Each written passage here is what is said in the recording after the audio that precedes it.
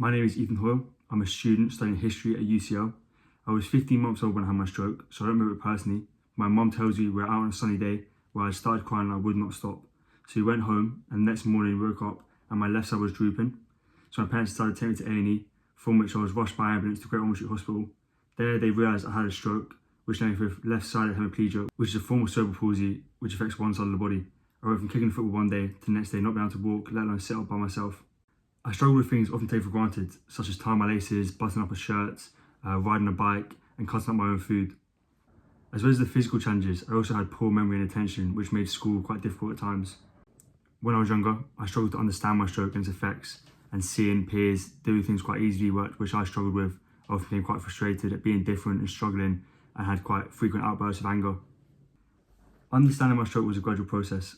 I often struggled to associate my stroke with the difficulties I was facing day to day. My parents always told me I had a stroke and what that meant.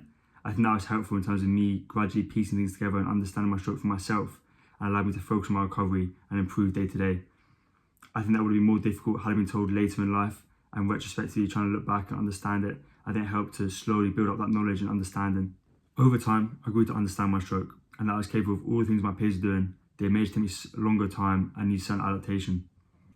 I've always been incredibly lucky to have amazing family and friends around me who have supported me through all aspects of my life and never made me feel different or incapable, which massively supported my recovery. Physiotherapy was really important for my recovery in building the strength of my left-hand side. While at the time I didn't enjoy it and I quite hated going to those sessions on a weekly basis, I can look back now and realize how important that was to my recovery. When I became a teenager and stopped doing my physio, I found the gym quite an enjoyable way to continue building the strength of my left-hand side. As a child, you welcome support from your parents, but I think as you get older, you want to find more independence. I think my suggestion to parents themselves is to become comfortable with seeing your child struggle with a certain task, as I think it becomes important not to rush in and help them like you probably used to, and wait for them to ask you for help, as it's important for kind of adolescents, teenagers to find their own ways of doing their own things and feel that more independence. There were several things that helped me overcome my difficulties, which might also work for you. The first one is finding hobbies. It's great if you can find a hobby you enjoy and you can show yourself that you're capable of doing a certain activity and improving upon that activity. And also, once you find a hobby that you can call your own, it's easier when you find other tasks you struggle with or other things you struggle with, as you look to your own thing that you do on a regular basis and see how far you progressed in that thing. I always found football quite difficult, and while I enjoy playing it casually with friends, I look towards the gym, tennis, cycling, and reading as things I kind of took more time and focus on. Another thing I'd suggest is acceptance. I think having a stroke as a child, you can feel with a lot of anger and injustice of it being unexplained or unpreventable.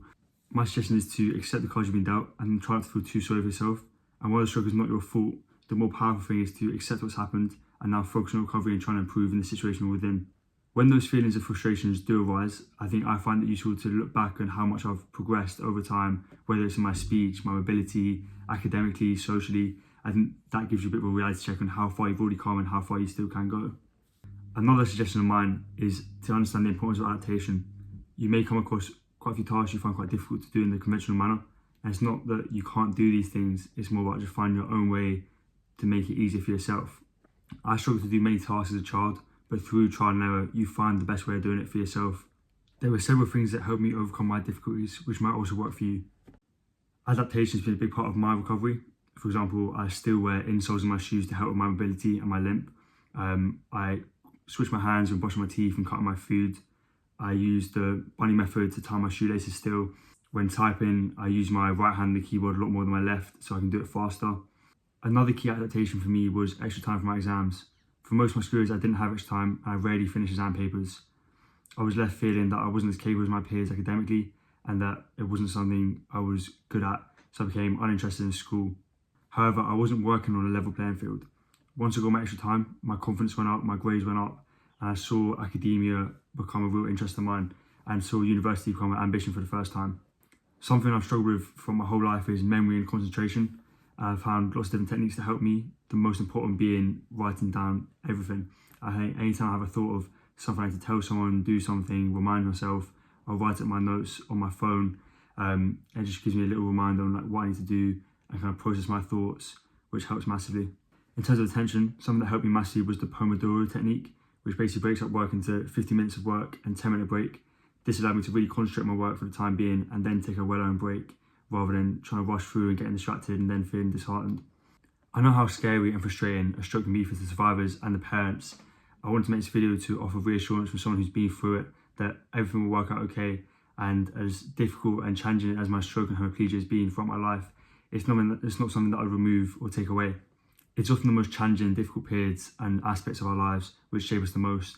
And as difficult as my stroke has been, I can look back and see how it has made me into a more driven, patient, empathetic and optimistic individual.